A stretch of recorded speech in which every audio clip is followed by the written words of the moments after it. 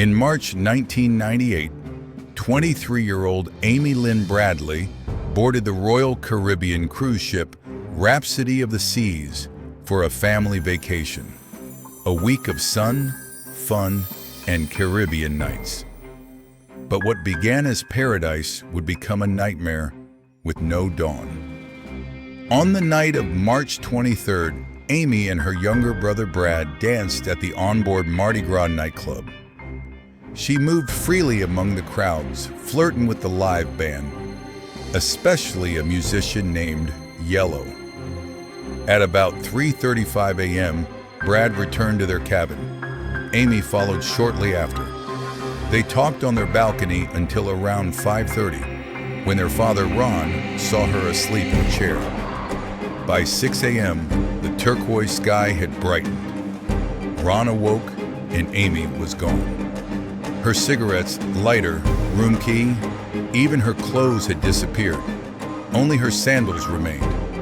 Ron called for crew.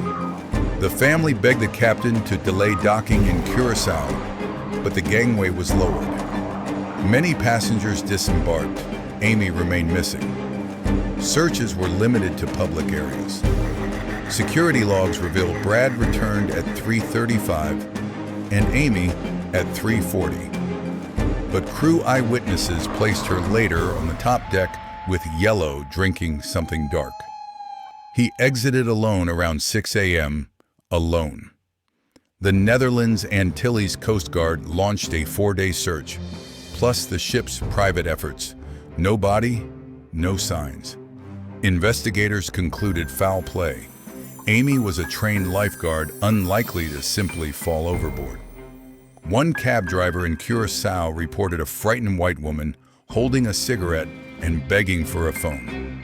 She fled, but this lead went stale. No follow-up, no identity confirmed. Months later, 2 Canadian tourists spotted a woman on a Curacao beach with identical tattoos to Amy's. She appeared distressed and was escorted away by 2 men.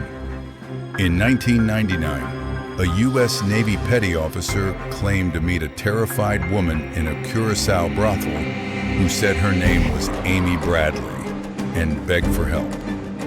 She was pulled away before he could call authorities.